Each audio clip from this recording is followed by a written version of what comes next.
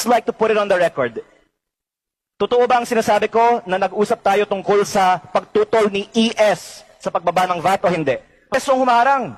Kaya huwag niyo kaming sisihin. Gusto naman Congressman pababain ang VAT. Ang Secretary ng Finance ngayon ay hindi na si... Opo, pero inamin niyo sa akin, Mr. Chair, dahil siya ay Executive Secretary, nilalalim mo lang ang aking puwagbulgar ng ating confidential na diskusyon. Sinabi ninyo sa akin, Mr. Chair, si ES, hindi mo nga sinabi recto eh, si ES, walang ibang ES naman, Mr. Chair, di ba?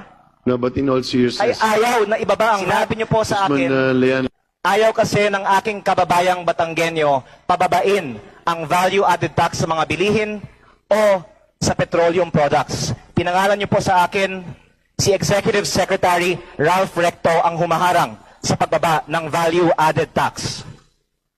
hindi ko maalala yan. Ang dami natin pinag-usapan. Napag-usapan ba natin yan? Opo, Mr. Chair. No, but levity aside, I think the question should be addressed to our economic managers Pero, because I think it's a very pressing matter, a pressing issue. Mr. Chair, I think yung Department of Finance kasi nagpahayag na ng kanilang posisyon.